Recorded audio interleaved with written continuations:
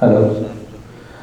Good afternoon, everyone. A very warm welcome on behalf of Bihari Lal Engineering Limited to the press conference. Today marks a defining milestone in our journey as we enter a new chapter of growth, innovation, and value creation. To open today's session, I would like to invite Mr. Rahul Saxena, Director, Investment Banking, Systematics Corporate Service Limited, to address the gathering. Over to you, sir. Hello, good afternoon everyone. My name is Rahul Saxena. So I represent Systematics Corporate Services over here. On behalf of the BRLM and on behalf of NK, it is my sincere gratitude to invite all of you and taking time to be here with us today and attend the press meeting for the Bihari Lal Engineering IPO. It is now my proud privilege to introduce the gentlemen on my dais. Let me start with Rajesh Ji first. Mr. Rajesh Ji, who is the Vice Chairman and Non-Executive Director of the company. Then to his left is Mr. Dinesh Garg, who is the Managing Director of the company. To his left is Mr. Lavleesh Garg, who is the Whole-Time Director. And to his left is Shri Akash Goel, who is the Chief Financial Officer. And to his left is Mr. Vinay Nair, who is representing MK over here. Let me also give you a brief background on Bihari Lal and the history and the journey of the company.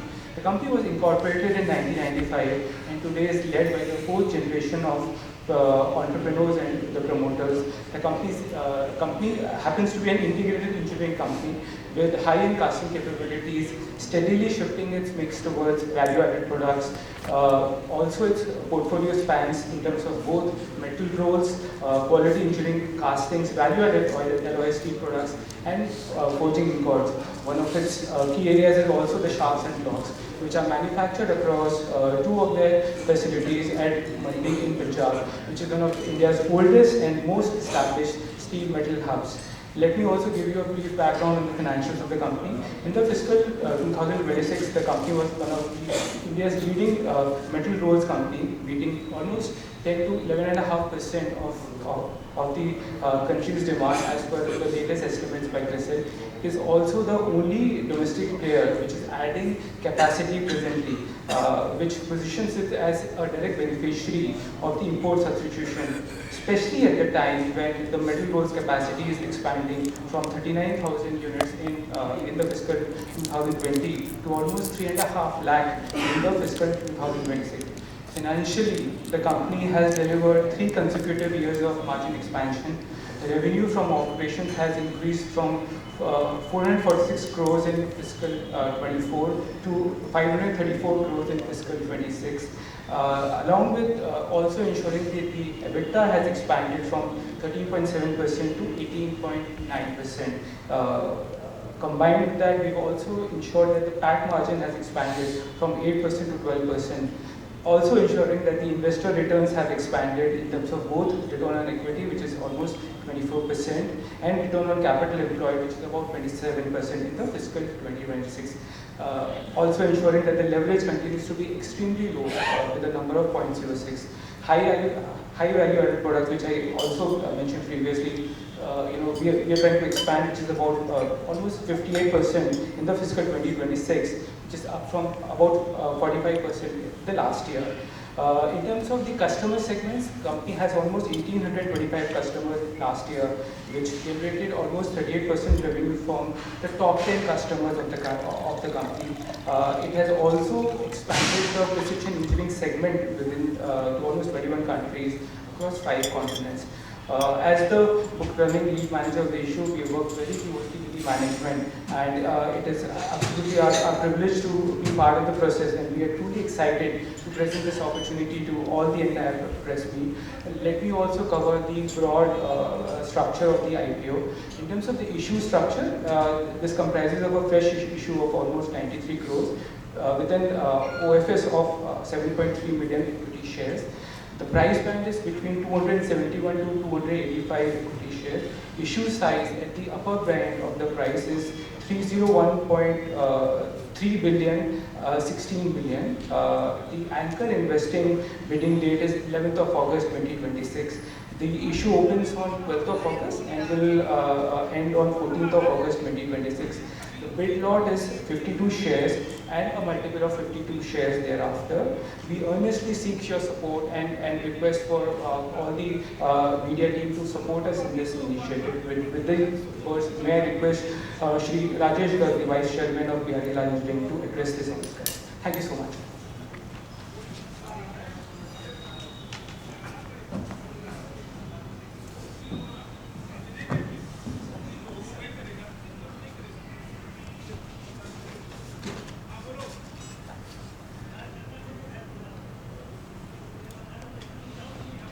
मैं सबका Bihari Lal engineering family की तरफ से धन्यवाद करता हूं कि आप अपना कीमती टाइम निकाल के यहाँ पे आए। Rajesh Garg, vice chairman promoter Bihari Lal engineering limited. मैं आपको बताना चाहता हूं कि हम 100 साल से इस बिजनेस में हैं। 1920 में हमारे ग्रैंड दादाजी ने ये काम शुरू कर दिया था। हम ट्रेडिंग से मैन्युफैक्चरिंग में कैसे आए? 100 साल पहले हमारे दादाजी ने बिहारी लाल गर्ग की, उन्हीं के नाम से हमने ये यूनिट लगाया है। उन्हीं के नाम से शुरू से जो भी हमने ट्रेडिंग भी की, आज उन्हीं के नाम से ही है। उन्होंने लोहे की दुकान से, छोटी सी दुकान से काम शुरू किया था। उसके बाद हमारे फादर ने 1960 में, उनका नाम है श्री प्रकाश चंद गर्ग, जो कंपनी के चेयरमैन हैं, तो उन्होंने, तब हम मेन प्रोड्यूसर से माल लाते थे, मंडी गोविंदगढ़ में मेन प्रोड्यूसर से माल लाते थे। और सबसे पहले मैं आपको बताना चाह रहा हूँ कि रोलिंग मिल जो इंडस्ट्री है वो मंडी गोविंदगढ़ में लगी। सबसे वहाँ पे मतलब कि आप ये समझो कि जैसे आपके यहाँ पे बॉम्बे में शेयर बाजार का रेट बॉम्बे से स्टार्ट होता है, आज मंडी गोविंदगढ़ से ही कोई भी स्टील का रेट मंडी गोविंदगढ़ से ही अब निकलता है। तो हर आदमी उसी को फॉलो करता है, तो वही पूरा इंडिया उसको को फॉलो करता है। तो हम फिनिश वहाँ से, वहाँ हमारे फादर फिनिश वहाँ भेजते थे और हमारे पूरे लिंक, पूरे मतलब कि इंडिया में हमारे काफ़ी अच्छे संपर्क हो गया और लिंक बन गए। जब मैं पढ़ के आया 1986 में, तो हमारे फादर का था कि हम दिल्ली में ऑफिस बनाए और पूरे इंडिया में वहाँ बैठ के काम करें। हमने ब्रांच ऑफिस दिल्ली में बनाया, तो हमने वहाँ से स्पंज आयरन की ट्रेनिंग शुरू की। अब स्पंज आयरन स्क्रैप की जगह जो यूज होता है मेल्टिंग फर्नेसों में, वो जो हमने distribution shift Tata sponge, Jindal, Monnet, HEG, Prakash, Orissa, सबकी हमने डीलरशिप ली। और 1992 में मेरे छोटे ब्रदर मिस्टर दिनेश गर्ग, उन्होंने पढ़ के आए और वहाँ पे मंडी गोविंदगढ़ में फादर के साथ उन्होंने भी ज्वाइन कर लिया। हम दोनों भाइयों ने पूरे हिंदुस्तान में ट्रेडिंग काफ़ी मतलब की मात्रा में, मतलब की क्वांटिटी, काफ़ी क्वांटिटी में हमने ट्रेडिंग की, जिसमें बिलेट्स, स्पंज आयरन, फेरोलॉइज। आज उसकी वजह से हमें कोई ऐसा नहीं है जो हमें नहीं जानता। अगर आप स्टील मार्केट में, रोलिंग इंडस्ट्री में, फर्नेस में कहीं भी पूछोगे तो ऐसा कोई बंदा, ऐसा कोई व्यक्ति नहीं होगा जो बिहारी लाल का नाम बोलोगे तो कहेगा कि मंडी गोविंदगढ़ वाले। तो इतना बोलने की बात है, तो हमें हर आदमी इस इंडस्ट्री में पहचानता है, क्योंकि हमें 100 साल से इस इंडस्ट्री में हम जुड़े हुए हैं। वो उसी का एक बड़ा बेनिफिट हमें और बिजनेस में भी मिल रहा है, अपने सारी चीज़ में मिलता है, जो हमें हमारे नाम से एक रेपुटेशन हमारी अच्छी बनी हुई है मार्केट में। जब हमारी 4th जनरेशन काम पे आई, तो हम दोनों भाइयों का ये था कि हम कोई यूनिट लगाएं, और फादर का भी विचार था, फादर का ये विचार था कि ऐसा कोई माल बनाओ जो दुनिया में कहीं नहीं, दुनिया से जो आ रहा है वो हम यहाँ पे बनाएं। उसी पॉलिसी पे हमने चलते हुए हमने ये यूनिट की शुरुआत की। उसमें सबसे पहले हमने मेटल रोड्स, जो रोलिंग मिल में यूज होता है, कंज्यूमेबल प्रोडक्ट है ये। जैसे अपना मैं आपको उदाहरण देता हूँ, जैसे ये मेटल रोड्स इस टाइप से है, जैसे अपनी गाड़ी का टायर जैसे खल जाता है, कोई भी स्टील अगर बनेगा तो मेटल रोड के थ्रू ही बनेगा। ऑल ओवर वर्ल्ड कोई भी स्टील मतलब कि वो दोनों को शेप देने के लिए, अगर कोई टीएमटी, गार्डर, चैनल, एंगल जो भी आप देखते होंगे स्टील जो भी रोलिंग मिलों में स्टील बन के हमारी मार्केट में आता है वो मेटल रोड के थ्रू ही पास होके आए हैं, उसके बगैर नहीं बन सकता। तो जैसे टैग घर जाता है वैसे ही ये भी रोड घर जाते हैं और कंज्यूमेबल प्रोडक्ट है, तो बार बार इसकी रिपीट डिमांड आती है हमारे पास और नई डिमांड भी आती है। जैसे प्रोडक्शन बढ़ रही है तो साथ साथ रूटीन डिमांड भी, रिपीट डिमांड भी हमारे पास आती रहती है। इसमें सबसे बड़ी चीज क्या है कि जब हमने पहले स्टार्ट किया ये मेटल रोल्स का, तो 100 साल की हमारी जो रेपुटेशन थी उसके कारण हमें पहले ऑर्डर मिलने में कोई दिक्कत नहीं हुई, क्योंकि जितने इंडस्ट्री वाले थे हमें बहुत अच्छी तरह से जानते थे। तो हम गए उनके पास, नहीं ये कोई ऐसा प्रोडक्ट नहीं जो कोई भी जाए वो वहाँ पे उसका माल बिक जाए, क्योंकि वो हमें जवाब नहीं दे पाए। तो हमारा पहला यूज हो गया, तो हमारी क्वालिटी अच्छी रही, तो हमें मौका मिला यहाँ तक बढ़ने का। आज हम 11.5% इंडिया की जितनी रोलिंग की डिमांड है वो हम यहाँ अपने यहाँ से बना के बेच रहे हैं। 1850 हमारे पास कस्टमर हैं इस वक्त जो हमारे से ये माल ले रहे हैं। दूसरा प्रोडक्ट है हमारा इंजीनियरिंग कास्टिंग, जो हैवी इंजीनियरिंग कास्टिंग हम करते हैं। 500 kg से लेके 25 टन तक माल हम बना रहे हैं। उसमें हमने सबसे मैक्सो कंपनी है कॉर्पोरेशन फिनलैंड की, 10 साल पहले हमारे साथ उन्होंने हमें मौका दिया और हमारे प्लांट में आए और उन्होंने आगे हमें बढ़ाया। तो आज 35 से 40% इंजीनियरिंग कास्टिंग हम एक्सपोर्ट कर रहे हैं क्रशर की। जो क्रशर यूज होते हैं उनके, वो स्टोन कटिंग में जितना रोड्स बनती हैं, आयरन रोड माइंस में, कॉपर माइंस में, जो भी माइनिंग होगी, बजरी को छोटा करने के लिए, पत्थर को छोटा करने के लिए वो यूज होते हैं। तो इस वक्त जैसे इंफ्रास्ट्रक्चर की इतनी डिमांड बढ़ रही है, स्टील की डिमांड बढ़ रही है, तो इसकी पूरी तरह से डिमांड, बहुत ज़्यादा डिमांड है। डोमेस्टिक भी बहुत अच्छी है और एक्सपोर्ट में भी हमारा माल जा रहा है। यहाँ तक कि हमारा माल चाइना में भी हम एक्सपोर्ट कर रहे हैं। मैक्सो कंपनी में चाइना में भी पिछले साल भी, पिछले कुछ दिनों में गया है, और भी आगे ऑर्डर भी हमारे मिल रहे हैं। तो हमारी क्वालिटी को देखते हुए चाइना में भी माल जा रहा है। 2022 में जब हमने एक रोलिंग मिल यूनिट 2 जो रोलिंग मिल लगाया हमने, तो उसमें हम automobile sector, engineering sector, defence, power और रेलवे को माल बना के दे रहे हैं अलॉय स्टील।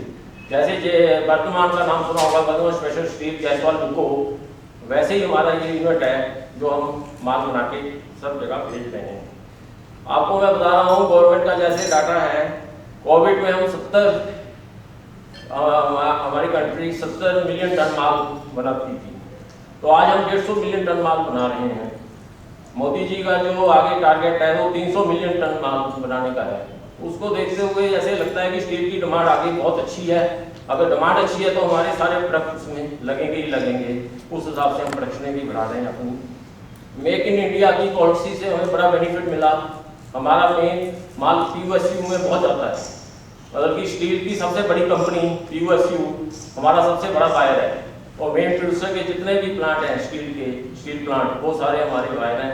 और सेकेंडरी सेक्टर में तो हमारा माल जाता ही है सभी को, कोई ऐसा होगा नहीं जो नहीं हमारे साथ जुड़ा होगा स्टील रोलिंग मिल में। हमारा एक USP है जो हम तीनों प्रोडक्ट एक ही फैक्ट्री में बनाते हैं, उसी से हमारी प्रॉफिटेबिलिटी भी बढ़ती है। तो हम उसको तीनों प्रोडक्ट रोल्स भी, जो रोल बनाता है नहीं रोलिंग बनाता है, जो रोलिंग मिल बनाता है इंजीनियरिंग कास्टिंग करता है, इंजीनियरिंग कास्टिंग ही करता है, जो अलॉय स्टील बनाता है अलॉय स्टील ही बनाता है। आप भी उठा के देखोगे कि ऐसा कोई नहीं है जो तीनों प्रोडक्ट एक ही यूनिट में बन रहे हैं। इसको देखते हुए हमने अब तीसरा यूनिट 3 भी हमारा लगना शुरू हो गया। ग्रीन फील्ड प्रोजेक्ट है, तो हम फ्लैट फ्लोर्स की डिमांड बहुत अच्छी है, तो हम वहाँ पे अभी ज़्यादातर वो इम्पोर्ट ही हो रहे हैं, वो हम यहाँ पे बनाएंगे। दूसरा हम सोलर प्रोजेक्ट, ग्राउंडेड सोलर पर भी लगा रहे हैं, और कुछ रूफ में लगाएंगे, कुछ ग्राउंडेड लगा रहे हैं। उससे हमारी काफ़ी पावर की सेविंग होगी, क्योंकि पावर हमारी काफ़ी लगती है, तो हमारा काफ़ी मतलब कि उससे अभी का वगैरह मार्जिन पड़ेगा। एक हम फोर्जिंग यूनिट लगा रहे हैं, जिसमें हम पाइप्स के रोल बनाएंगे, टूल स्टील जो फोर्टिंग में यूज होता है, टूल स्टील बनाएंगे, वो हम अब जल्दी ही वो भी शुरू कर देंगे। हम डेट फ्री कंपनी है हमारी, शुरू से हमने कभी डेट नहीं लिया। अभी भी हमारे पास बहुत माइनर डेट हो तो अलग बात है, नहीं है, नहीं हमारे पास डेट है नहीं, डेट फ्री रहे हैं शुरू से ही हमने कोई डेट लिया नहीं। हमारा शुरू से एक ही फैमिली का वो रहा है, आज भी यही है कि जो भी माल इंपोर्ट हो रहा है वो हम यहाँ बनाएं और हम बना के यहाँ पे से इंडिया में ही माल बेचें। जो इंडिया से बाहर से आ रहा है उससे फॉरेन करेंसी की इंडिया की सेव होगी, वही हमारा है। मैं फैमिली के बारे में बताना चाहता हूँ। हमारे फादर श्री प्रकाश चंद्र गर्ग जी जो चेयरमैन है कंपनी के, 86 ईयर ओल्ड, वो उन्हीं की विजन से सारा काम हम कर रहे हैं। तो दो ब्रदर हैं हम, एक गणेश गर्ग और एक मैं, और हमारे 3 बच्चे हैं, एक मेरा बेटा लवलीश गर्ग और हमारे 2 छोटे ब्रदर के बेटे हैं भुवनेश और कनक। तीनों अपनी रिस्पॉन्सिबिलिटियों से लेते हैं, वो काम पूरे मन से कर रहे हैं हमारे साथ ही, और मतलब कि प्रोफेशनल मैनेजमेंट से हम आगे काम कर रहे हैं। Thank you. फिर मैं आपको सबको धन्यवाद करता हूँ कि आप लोग उन्होंने कीमती समय निकाल दिया। जय Hind.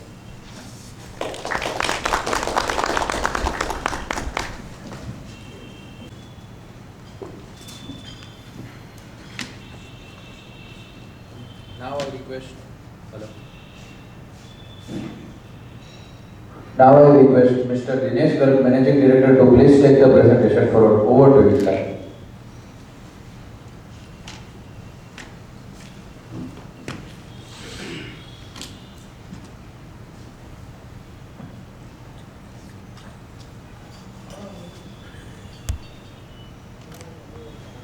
Good afternoon ladies and gentleman, मैं आप सब लोगों का हार्दिक दिल से स्वागत करता हूँ। जैसा कि भाई साहब ने बताया, राजेश गर्ग जी ने कंपनी के बारे में, फैमिली के बारे में, मैं कुछ अपनी कंपनी के ऑपरेशंस और पॉलिसीज और किन प्रिंसिपल्स पे हमारी कंपनी काम कर रही है उसके बारे में आप सबको अवगत कराऊंगा। Biharilal engineering, we have a very simple philosophy, integrity in our actions, excellence in our engineering, commitment to our customers। तो कस्टमर्स हमारे लिए एक भगवान है, कस्टमर्स पे हम पूरा प्रायोरिटी और फोकस करते हैं। इन्हीं प्रिंसिपल्स पर हम सालों से चल रहे हैं और आज हम इस मुकाम पे पहुंचे हैं। बिहारीलाल इंजीनियरिंग का शुरू से एक विजन था, ना केवल हम एक इंजीनियरिंग प्रोडक्ट्स बनाएं, लेकिन कस्टमर्स के साथ ट्रस्ट भी बिल्ड करें और बिजनेस एथिक्स पे काम करें।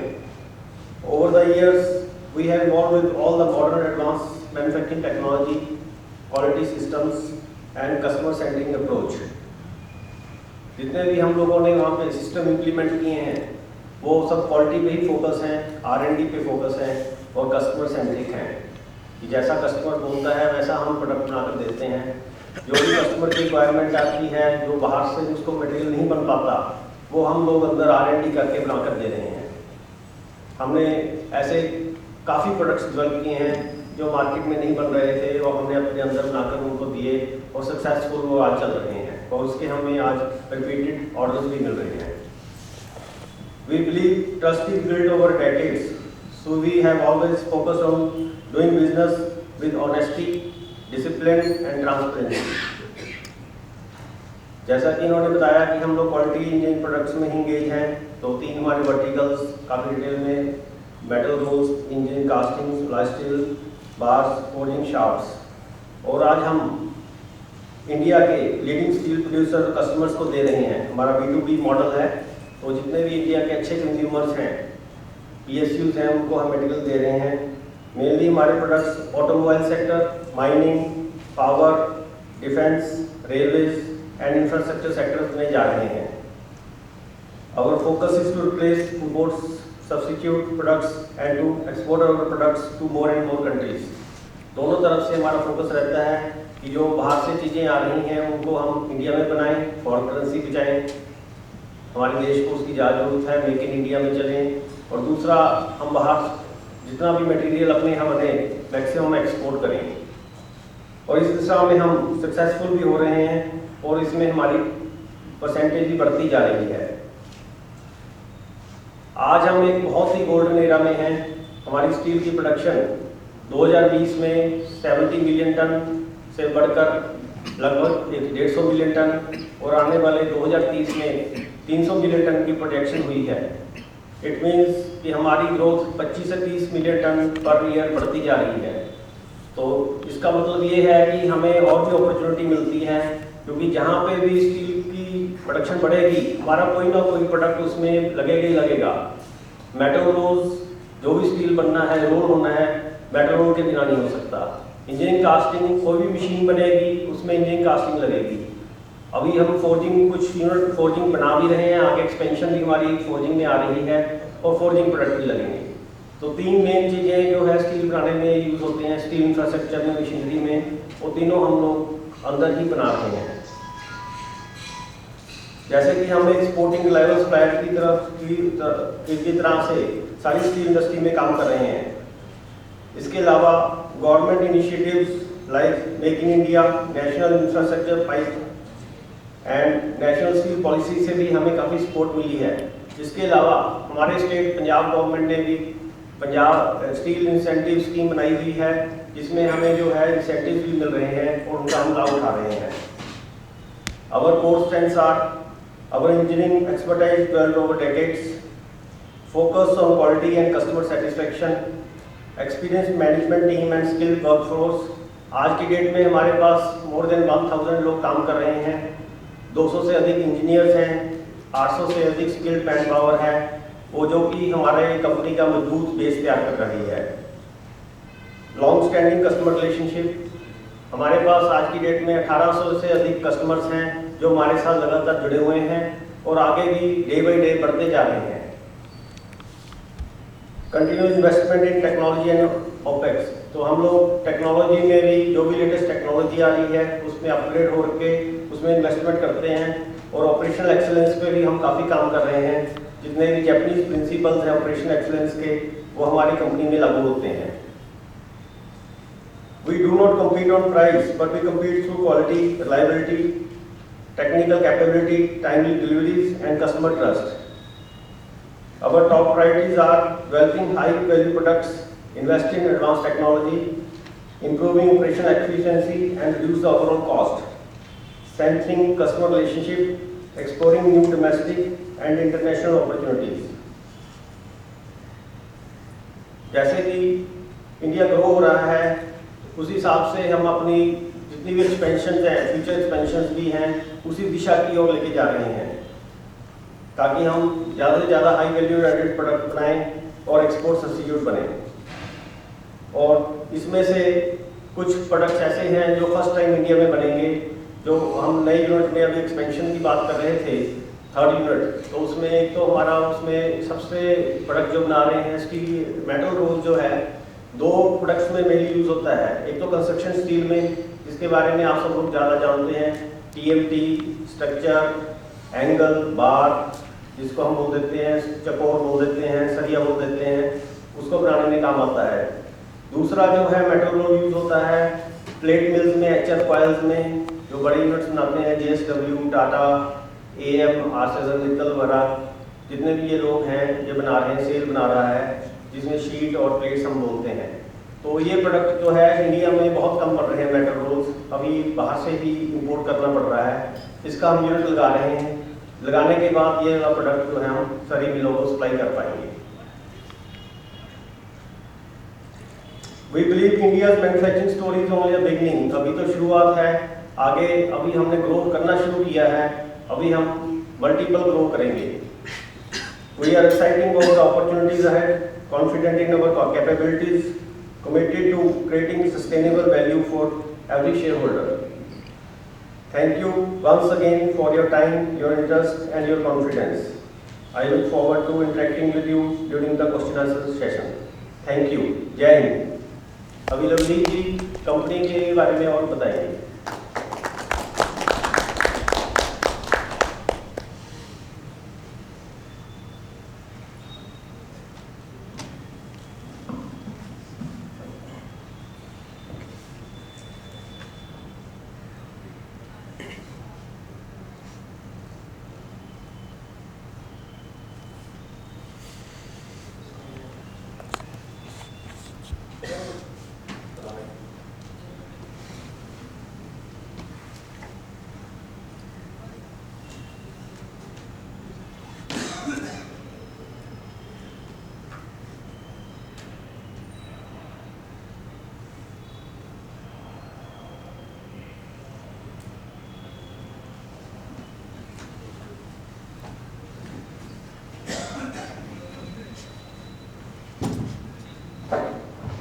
Hello. Good afternoon, everyone. I am Navneesh Garg, Whole-time Director of Biharilal Engineering Limited. We are a fourth-generation steel manufacturing family. Today on this platform, firstly I would like to thank my elders, Papa, Chachu, for my Dadaji, for giving us this platform, जहाँ पे हमने एक steel manufacturing unit लगाया 2012 में. After a legacy in trading, 100 साल से पुराना ये बिजनेस है. और मूविंग फॉरवर्ड हम फोर्थ जनरेशन में मैं और मेरे दो भाई भुवनेश और Kanak, who are my pillars of strength, हम लोग सारे फैमिली इकट्ठे मिलके इस बिजनेस को आगे लेके जा रहे हैं. हम लोग एक ट्रेडिशनल स्टील मैन्युफैक्चरर से एक highly value added integrated engineering company की तरफ मूव कर रहे हैं. तो let me start with who we are and हम लोग क्या बनाते हैं और कैसे बनाते हैं. Biharilal Engineering Limited is not just any other steel company. We are an integrated engineering company. हम लोग designing, manufacturing, highly customized precision engineering products, जो भी हम लोग प्रोडक्ट्स बनाते हैं कुछ भी स्टॉक से नहीं होता है. सारे प्रोडक्ट्स कस्टमर के स्पेसिफिक डिज़ाइन, टीडीसीज, ड्राइंग्स, कस्टमर के साथ कोलैबोरेशन करके डेवलप किए जाते हैं एंड उनको सेल किया जाता है. हमारी कंपनी को आप किसी भी मेटल सेक्टर की कंपनी जिसमें कोई प्राइस वॉलेटिलिटी या मार्केट फैक्टर की वजह से अप एंड डाउन आते हैं, उस दिशा में नहीं देख सकते. ये एक इंजीनियरिंग कंपनी है जो अपने स्ट्रेंथ्स पे खड़ी हुई है और आगे अपने कस्टमर की ट्रस्ट और कस्टमर के रिलेशंस पे आगे चल रही है. हम लोग इंडिया के लार्जेस्ट मेटल रोड प्रोड्यूसर हैं, जिसमें हम अप्रॉक्सीमेट 11 से 12% कंट्री की नेशनल डिमांड को कैटर करते हैं in the sector of metal rods. हम लोग 2 मैन्युफैक्चरिंग यूनिट्स से ऑपरेट करते हैं, मंडी रुद्रगढ़ से, पंजाब से, जो कि इंडिया का oldest and most established steel house है. ये हमें sourcing, logistics, skilled manpower, हर तरीके से एक बहुत ही अच्छा इकोसिस्टम देता है मैन्युफैक्चरिंग के लिए. अब मैं आगे अपने प्रोडक्ट्स के बारे में थोड़ा डिटेल में आपसे बताना चाहूँगा. सबसे पहला प्रोडक्ट हमारा मेटल रोल्स. मेटल रोल्स एक हॉट रोलिंग मिल, जिस रोलिंग मिल में हमारे आसपास जो भी हम स्टील देखते हैं, एंगल, चैनल, टीएमटी सरिया, राउंड्स, एचआर कॉयल, कोई भी स्टील हम देखते हैं वो एक रोलिंग मिल में बनाया जाता है. उस रोलिंग मिल में हॉट बिलेट को, हॉट ब्लूम को इन मेटल रोल्स के थ्रू पास किया जाता है डिफरेंट शेप्स एंड सेक्शंस में, जिससे स्टील कंजम्पशन के लिए बनाया जाता है. ये मेटल रोल्स हर रोलिंग मिल का एक कंज्यूमेबल प्रोडक्ट है. जैसे जैसे रोलिंग मिल में प्रोडक्शन होता है, ये मेटल रोल्स कंज्यूम होते रहते हैं एंड इसकी रेगुलरली डिमांड जनरेट होती रहती है. एक रोलिंग मिल 3 से 6 महीने में इन मेटल रोल्स का रिपीट ऑर्डर रिप्लेस करती है. और हर रोलिंग मिल का एक स्पेसिफिक रोल का डिजाइन होता है, एक स्पेसिफिक रोल की ग्रेड होता है, हार्डनेस होता है, जो कि वो हम जैसे मेटल रोल प्रोड्यूसर के साथ मिलकर पहले डिजाइन और डेवलप करते हैं एंड जिसके साथ एक बार डिजाइन डेवलप हो गया, रेगुलरली वहीं पे ऑर्डरिंग चलती रहती है. मेटल रोल की डिमांड हमारे पास 2 तरीके से आती है. एक रिपीट साइकिल डिमांड और सेकंड, जैसे जैसे इंडिया में नई फैक्ट्रीज लग रही हैं वहां से कैपिटल डिमांड भी हमें रेगुलर वे में आ रही है. जैसे जैसे इंडिया ग्रो कर रहा है और 2030 तक जो मोदी जी का विजन है कि हम 300 मिलियन टन मटेरियल बनाएंगे, तो इस सेक्टर में डबल डिजिट ग्रोथ में आगे डिमांड आ रही है. दूसरा हमारा product engineering castings. Engineering casting बहुत तरीके की बनती है. हमारा इंजीनियरिंग कास्टिंग में 2 सेक्टर्स में फुटहोल्ड है. One is mining and one is power sector. Mining में हम लोग क्रशर की बॉडीज बनाते हैं. हमारे जो कस्टमर्स हैं वो OEMs हैं जो क्रशर मशीन्स मैन्युफैक्चर करते हैं. हम लोग डिफरेंट मॉडल्स उनके साथ डेवलप किए एंड उन क्रशर की बॉडी पार्ट हम लोग कास्टिंग के थ्रू बनाते हैं. इसमें हमारे ग्लोबल कस्टमर्स हैं एंड हमारा 35 से 40% प्रोडक्शन जो है वो एक्सपोर्ट होता है। क्रशर हर तरीके की माइनिंग इंडस्ट्री में, रोड्स बिल्डिंग में, आयरन ओर में, गोल्ड कॉपर, हर तरीके की माइनिंग इंडस्ट्री में यूटिलाइजेशन होता है। पावर में हमारा काम शुरू हुआ 2022 में, जब एनर्जी क्राइसिस आया एंड इंडियन गवर्नमेंट ने डिसाइड किया कि हम अपनी थर्मल पावर कैपेसिटी को डबल करेंगे 2035 तक। पावर मिनिस्ट्री ने गवर्नमेंट PSUs को, पब्लिक सेक्टर यूनिट को, और एक प्राइवेट सेक्टर बड़े प्लांट को ये पावर प्लांट्स मैन्युफैक्चर करने के प्रोजेक्ट्स दिए, जिसके 2035 तक की कैपेसिटीज बुक्ड हैं। आज हमारे उनके साथ स्ट्रेटेजिक टाई अप है, जिसमें हम बॉयलर ग्रेड कास्टिंग्स सप्लाई कर रहे हैं। इसके लिए हमें इंडियन बॉयलर बोर्ड की तरफ से वेल नोन स्टील मेकर का सर्टिफिकेट भी हासिल है। तीसरा हमारा प्रोडक्ट है अलॉय स्टील प्रोडक्ट्स, जिसमें हम लोग automotive shafts, engine valves, dies and moulds, oil and gas components, forging components को alloy steel rounds and bars and forging के प्रोडक्ट्स की शेप में सप्लाई करते हैं। ये तीनों प्रोडक्ट्स मिलके हमें एक यूनिक इकोसिस्टम देते हैं, और हम दुनिया का एक अकेला ऐसा प्लांट है जो ये तीनों प्रोडक्ट्स एक ही प्लांट में बनाता है। इससे हमें मेल्टिंग शॉप की ऑप्टिमम यूटिलाइजेशन, फिक्स्ड कॉस्ट हमारी लोएस्ट रहती है, शेड्यूलिंग हम ऑप्टिमाइज कर पाते हैं, और पर टन ऑपरेटिंग कॉस्ट हमारी लोएस्ट रहती है।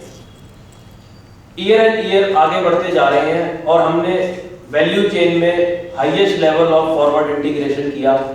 आज हम स्क्रैप बाय करते हैं और finished, ready to use, short blasted, painted condition, ready to use condition में प्रोडक्ट अपने कस्टमर को सप्लाई करते हैं, जो वो अपनी प्रोडक्शन लाइन पर डायरेक्टली फिट कर सकते हैं।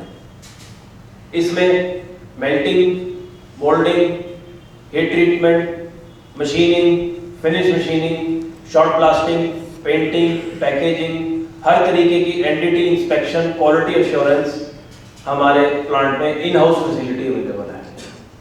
और भी जैसे जैसे ग्लोबल डिमांड आ रही है, इंजीनियरिंग सेक्टर ग्रो कर रहा है, चाइना +1, मेक इन इंडिया जैसे जो इनिशिएटिव्स हैं, उनकी तरफ से जैसे जैसे हमें और बेटर डिमांड आती जा रही है, हम उसको कैटर करते जा रहे हैं।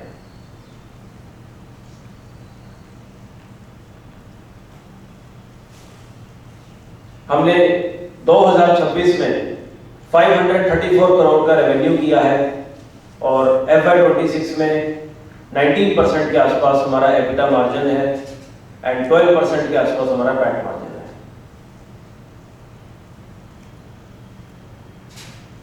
बिहारी लाल इंजीनियरिंग लिमिटेड एक मल्टी जनरेशनल बिजनेस है, जो वर्षों की स्टील में एक्सपीरियंस को लेके आता है। हमारे प्रमोटर्स 100 साल प्लस का स्टील इंडस्ट्री एक्सपीरियंस लेके आते हैं, और अब 4th जनरेशन बिजनेस को एक्टिवली लीड कर रहा है। प्रमोटर फैमिली गर्ग फैमिली है, जो 30 साल से ऊपर का हैंड्स ऑन स्टील एक्सपीरियंस रखती है। हमारे सीनियर लीडरशिप स्टील मैन्युफैक्चरिंग में, सोर्सिंग में, कस्टमर रिलेशनशिप्स में डेकेड्स का एक्सपीरियंस लेके आए हैं। हमने raw material volatility, demand slow तेज, हर तरीके के डिमांड के साइकिल्स को देखा है, और उससे हम लर्न करके अपने एक्सपीरियंस से आगे बढ़ रहे हैं। ऑपरेशनल साइड में हमारे पास फुल प्रोफेशनल मैनेजमेंट टीम है, जिसमें फंक्शनल हेड्स हैं, सेल्स, मैन्युफैक्चरिंग, क्वालिटी, जो डे टू डे बिजनेस को एक्टिवली रन कर रहे हैं।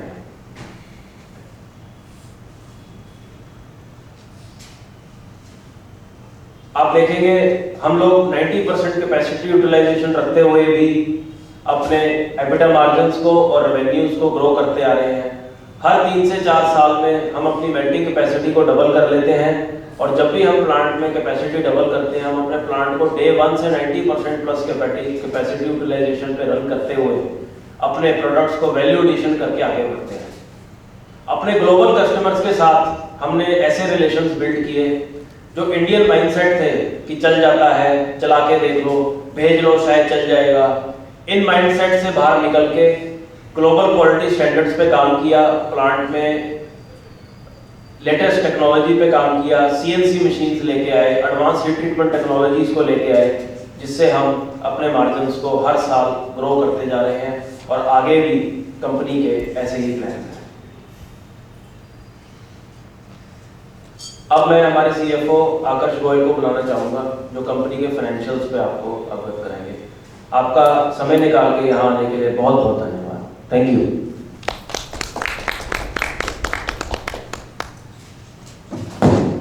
Thank you, Lavneesh, for the beautiful explanation of the business. Good afternoon, everyone, and thank you for joining us. I'm Akash Goyal, I'm the CFO of Bihari Lal Engineering Limited. मैं आज आपको बताऊंगा कि हमारे financials कैसे हैं और उनको कैसे रीड किया जाए। तो सबसे पहले इस पर डिस्कस करते हैं कि फाइनेंशियल्स को कैसे रीड किया जाए।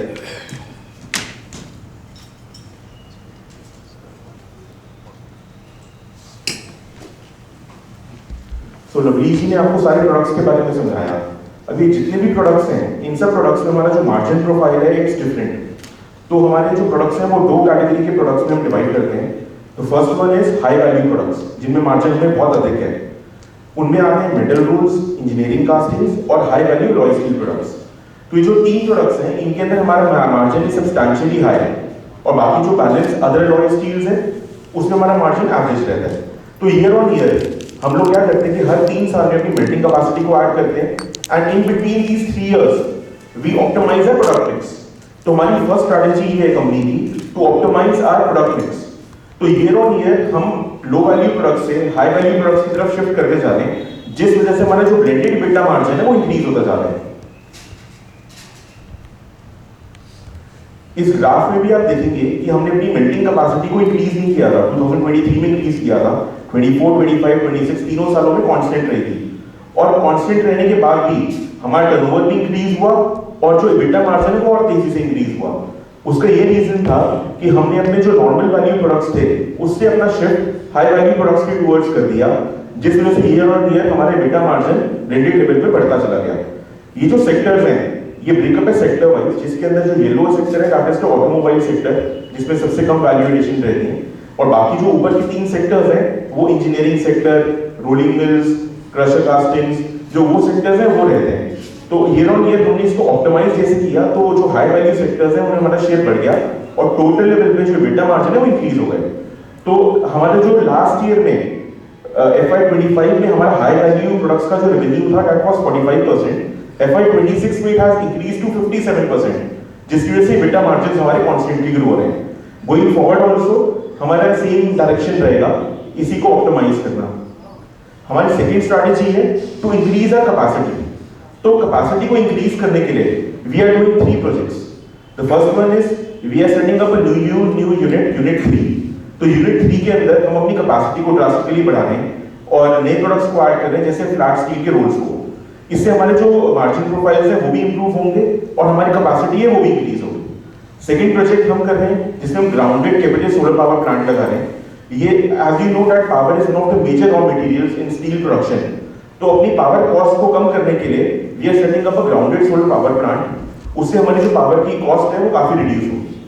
थर्ड हम कर रहे हैं IPO के प्रोसीड्स से, which is increasing our machining capacity to increase the production for metal rolls and engineering castings, and we are also setting up a forging plant जिससे हम हाई वैल्यू रॉय स्टील्स बना पाएंगे जो डिफेंस में जाते हैं, ऑयल एंड गैस सेक्टर में जाते हैं और various heavy duty engineering sectors में जाते हैं। तो हम ये 3 प्रोजेक्ट्स कर रहे हैं। वी एस्टिमेट कि 1 साल के अंदर अंदर ये तीनों के तीनों जो प्रोजेक्ट्स हैं हमारे ऑपरेशंस के अंदर आ जाएंगे। जो फर्स्ट पहले प्रोजेक्ट्स की फाइनेंसिंग कैसी होगी उसके लिए मैं आपको बैलेंस शीट का थोड़ा सा आइडिया देता हूं हमारा। तो हमारे पास बहुत ही नेग्लिजिबल डेट है, लेस देन 1 CR, तो वर्चुअली डेट फ्री है और कुछ अमाउंट हम IPO प्रोसीड्स का इस डेट को बिल्कुल जीरो करने में भी यूज कर रहे हैं। तो अब इसके अंदर जो हमारे बैलेंस शीट है उसके अंदर लास्ट फाइनेंशियल ईयर में we had fixed deposits of 50 crore rupees जो हमने आगे की कैपिटल एक्सपेंडिचर के लिए रखी हुई थी। तो लास्ट ईयर का 50 करोड़ प्लस करंट ईयर के जो प्रॉफिट्स होंगे उससे हम यूनिट 3 और grounded capital solar power plant लगाएंगे और जो यूनिट फोर्जिंग यूनिट है एंड मशीनिंग की कैपेसिटी एडिशन है वो प्राइमरी प्रोसीड से लगाएंगे। तो even after all the 3 capexes we will stay zero debt. थोड़ा सा मैं आपको IPO के बारे में बता देता हूं। तो IPO हमारा 2 पार्ट्स में डिवाइडेड है। First one is primary and the second one is secondary.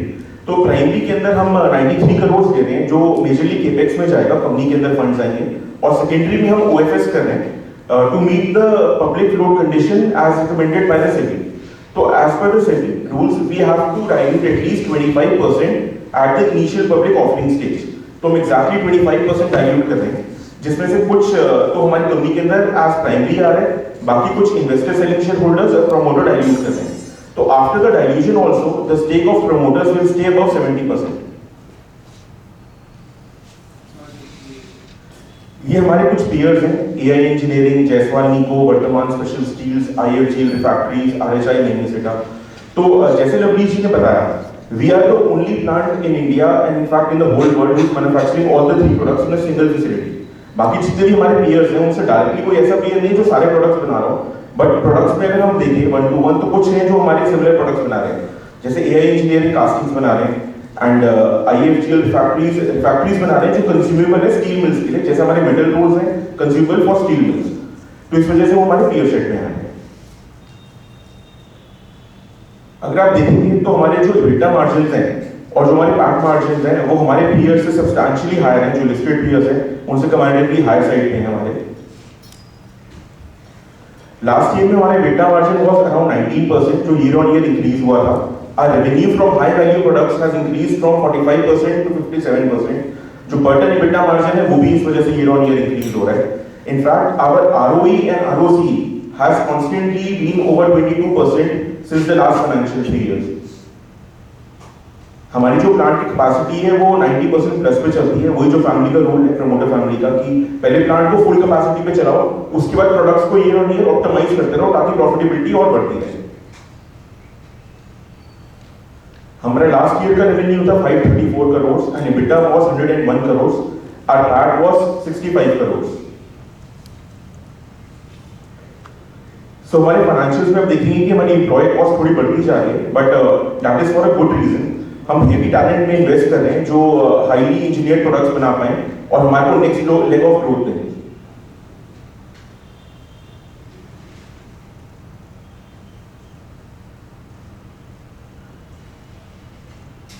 So IPO proceeds हमने ऑलरेडी डिस्कस कर लिए. जो मशीनिंग कैपेसिटी हम ऐड कर रहे हैं, फोर्जिंग ऐड कर रहे हैं, कुछ हम रूफटॉप सोलर भी ऐड कर रहे हैं जिससे हमारी पावर कॉस्ट और डिक्रीज होगी.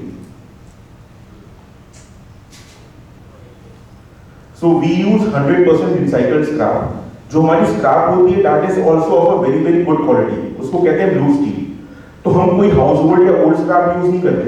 We buy fresh scrap from industrial sectors like automotive sector, pipe mills. तो उनकी जो भी एंड कटिंग्स होती हैं, वेस्टेज होती है, हम उसको परचेज करते हैं, जिस वजह से जो हमारी क्वालिटी है that is one of the best in the industry.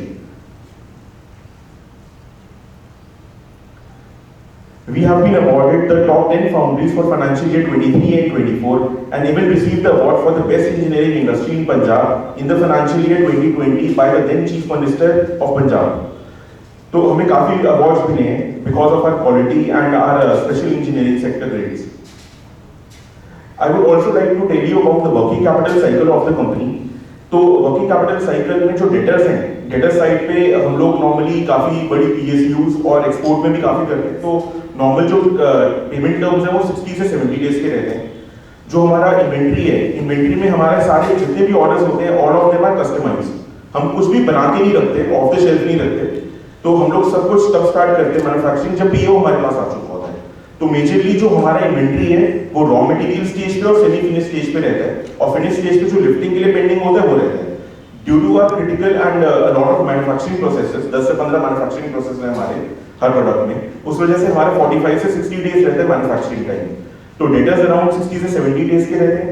जो हमारी इन्वेंट्री है वो भी अराउंड 45 टू 60 डेज का रहता है, और बाकी क्रेडिट साइड पे हमें अराउंड 20 डेज का क्रेडिट पीरियड मिलता है. सो हमारा जो लोअर प्राइस बैंड है दैट इज 271, जो अपर प्राइस बैंड हमने अनाउंस किया that is 285. After the IPO, the market cap of the company would be 1206 crores. So thank you everyone. Now I invite Vinay ji, director in MK Global, to give his closing remarks.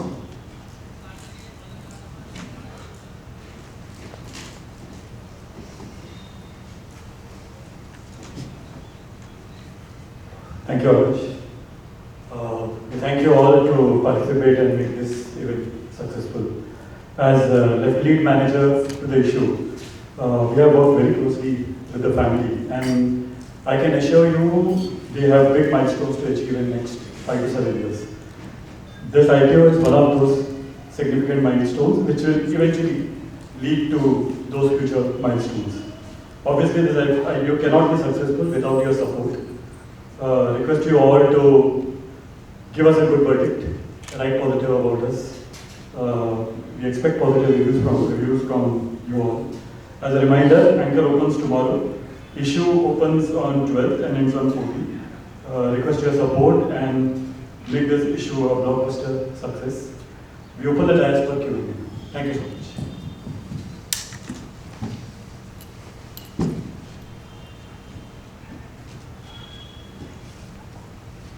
So, आप लोग AI या automation का use करते हैं आपके process में, या है भी तो कितना डिपेंडेंस है आपका उस पर? हम लोगों के सारे ऑपरेशंस को हम लोग फर्दर वैल्यूएशन में जैसे जैसे आगे जा रहे हैं, तो इंजीनियरिंग सेक्टर में अगर बात करें तो पहले ब्लैक मटेरियल जैसे मोल्डिंग करके जो ब्लैक मटेरियल बनते थे वो सेल हुआ करते थे 2014-15 में। फिर हमने हीट ट्रीटमेंट में आए। हीट ट्रीटमेंट में भी बहुत टेक्नोलॉजीज है जिनको ऐड किया। अभी लेटेस्ट जो उसमें ऐड किया है वो है पॉलीमर पंचिंग, जो कि इंडिया में बहुत ही रेयर है। 7 मीटर लॉन्ग पॉलीमर पंचिंग लगाया हमने। फर्दर उसमें गए, फिर प्रूफ मशीनिंग स्टार्ट हुआ। प्रूफ मशीनिंग से फिनिश मशीनिंग, CNCs ऐड किए, तो उसमें वैल्यू एडिशन में हम लोग आगे जाते जा रहे हैं। एंड इसमें आगे भी हमारा जो IPO प्रोसीड से भी है, इसी में हमारा फर्दर एक्सपेंशन भी आएगा। एंड इंडिया में ये कौन से रीजन में ज़्यादा प्रेजेंस है आपका? हमारा पूरे इंडिया लेवल पे प्रेजेंस है। हमारा प्लांट पंजाब में ज़रूर है, बट जो हमारे कस्टमर्स हैं वो all over India and globally भी है। एंड अब्रॉड में से आपका सबसे ज़्यादा रेवेन्यू या आपका सबसे ज़्यादा स्ट्रॉन्ग प्रेजेंस कहाँ पे? रेवेन्यू वाइज अगर बात करें किस स्टेट में? रेवेन्यू वाइज जो स्टील की हाईएस्ट प्रोडक्शन है जिन स्टेट्स में, उन स्टेट्स में हमारा ज़्यादा रहता है। जैसे आप वेस्ट बंगाल की बात करेंगे, झारखंड की बात करेंगे, तो जिन स्टेट्स में स्टील ज़्यादा प्रोड्यूस हो रहा है, because our customers are the steel producers in metal rolls, तो मेटल रोल्स में वो रहता है। इंजीनियरिंग कास्टिंग में मेजरली हमारा एक्सपोर्ट हो रहा है, फिनलैंड, फ्रांस, ब्राज़ील, चाइना, तो हमारा उन कंट्रीज में एक्सपोर्ट हो रहा है।